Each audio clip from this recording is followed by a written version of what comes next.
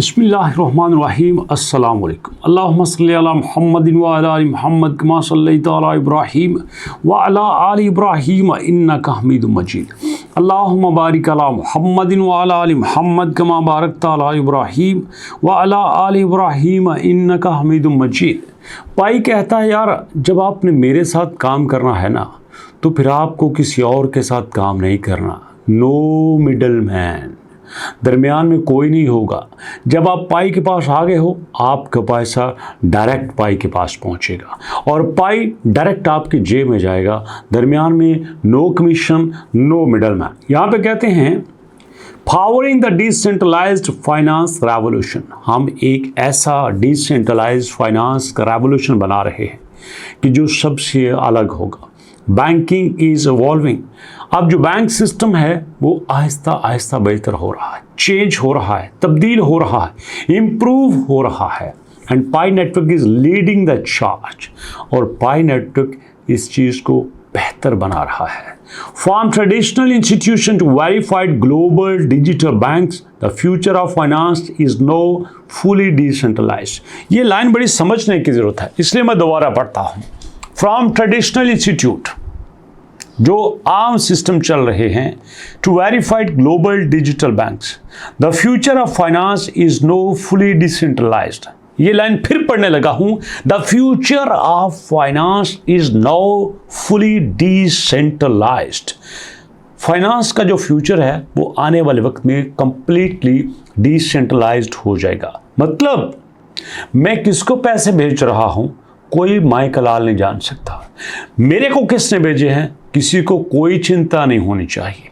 कितने भेजे हैं, कोई रिकॉर्ड नहीं है। कब भेजे हैं, कोई पता नहीं है। जी हाँ, ये बिल्कुल अलग, सबसे टोटल अलग है, डिसेंट्रलाइज है, रिकॉर्ड ही नहीं है। आज आपके पास किसी ने पैसा भेजा, आपने किसी को भेजा, आपने कोई ज़मीन खरीदी, कोई ज़मीन बेची, आपके अकाउंट में कोई बड़ी अमाउंट आ गई है, फ़ौरन से पूछ देते हैं पैसा कहाँ से आया रे बुआ, बताओ कहाँ से पैसा आया। डिसेंट्रलाइजेशन ही ना, सेंट्रलाइज्ड है, कंट्रोल हो रहा है, वॉच हो रहा है एक साइड से। जब डिसेंट्रलाइज्ड होगा तो पाई बैंक इंटीग्रेट करेगा, पाई बैंक सबको मिला के रखेगा। सब जब चाहें, जहाँ चाहें, छोटी अमाउंट, बड़ी अमाउंट, जब चाहो जितना दिल करो ट्रांसफ़र कर सकते हो। बट कोई आपसे नहीं पूछेगा ओए काका पैसा कितों आया नहीं, ओए दस तेरा भरा को बाहर होंगे। No, institution verified global payments, पूरी दुनिया में जहाँ चाहो पेमेंट्स भेजो, जहाँ से चाहो रिसीव करो, no issue. Real utility for real peoples, दुनिया में जो लोग बसते हैं ना, उनके लिए असल में यूटिलिटी होगी। अब एग्जांपल को समझो। फर्ज कर लो मुझे इंटरनेट से कोई एआई की एप्लीकेशन डाउनलोड करना है और मुझे उसके लिए $5 पे करने हैं। ओके, मैं कर लूँगा। बट जो बेचारा खेतों में काम कर रहा है, उसका एआई की एप्लीकेशन से क्या लेना देना। जो बेचारा बाहर मिस्त्रियों के पीछे मजदूरी कर रहा है, उसका इन एप्लीकेशन से, उसका इन सर्विसेज से क्या लेना देना। लेकिन वो क्या है ना, पाई कहता है नो, मैं रियल लोगों तक आऊँगा, रियल नीड्स को पूरा करूँगा। आपने एप्लीकेशन डाउनलोड नहीं करनी, कोई बात नहीं, चावल तो आपने खरीदने हैं, खाना तो आपने खाना है, बर्गर तो लेना है ना भैया, कपड़ा लेना है, जूता लेना है, डॉक्टर से इलाज करवाना है, अपना मोटरसाइकिल ठीक करवाना है, कुछ भी करवाना है, पाई दे दोगे, काम चल जाएगा। ये है रियल यूटिलिटी। उसके बाद scalable, seamless, 3S strategy, secure, scalable, seamless. वाह कमाल है। मतलब पैसे का लॉस नो वे, ट्रांजैक्शन रुक जाएगी, सवाल ही पैदा नहीं होता। और स्केलेबल, 1000 लोग आए चलेगा, 10,000 आए चलेगा, 10 लाख आए कोई मसला नहीं, 50 लाख आए कोई बात नहीं, बेहतरीन तरीके से चलेगा। नो मिडल मैन, दरमियान में कोई बंदा नहीं होगा। No barriers, just pioneers taking control of their futures. ये सारे का सारा कंट्रोल पायनियर्स के पास होगा। जी हाँ, अगर आपने अपनी ट्रांजैक्शंस को रिकॉर्ड करना है, ट्रैक करना है, तो आपने करना है।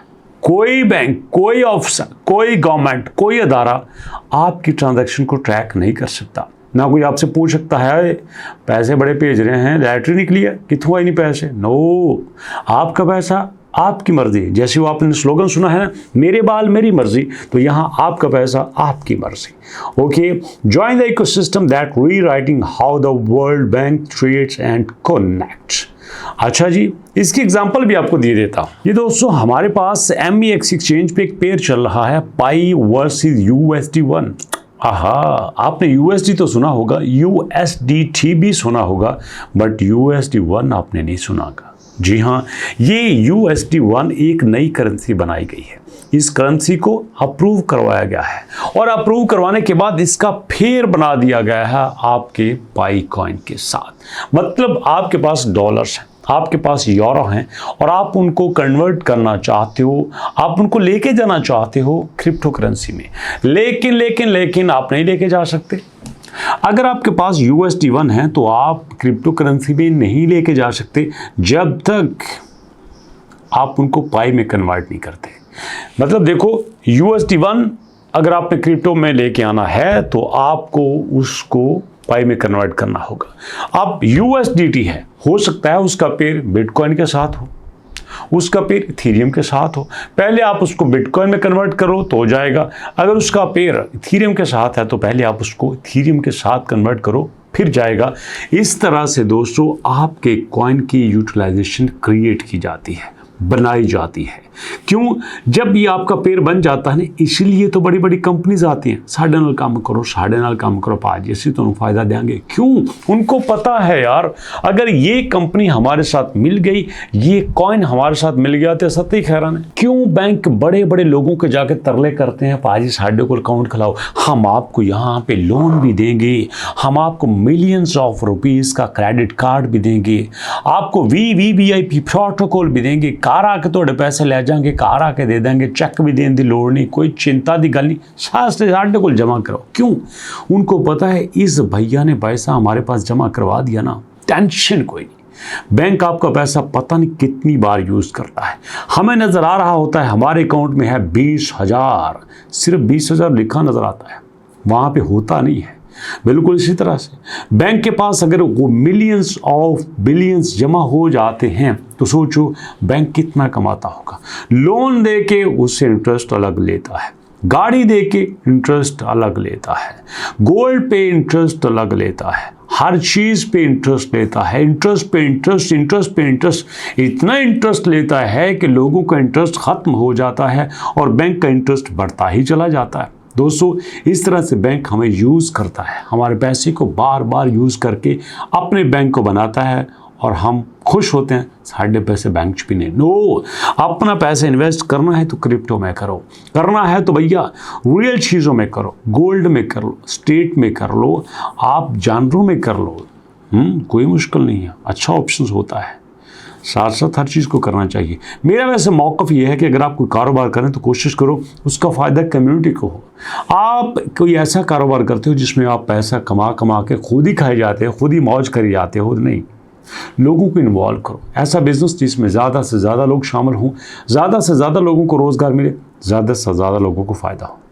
क्या ख्याल है? आइडिया ठीक है मेरा? और अगर आप चाहते हैं कि मैं पाई के अलावा भी किसी टॉपिक पर वीडियो बनाऊँ तो कमेंट सेक्शन में ज़रूर बताना और मुलाकात करते हैं नेक्स्ट वीडियो में। तब तक के लिए अल्लाह की।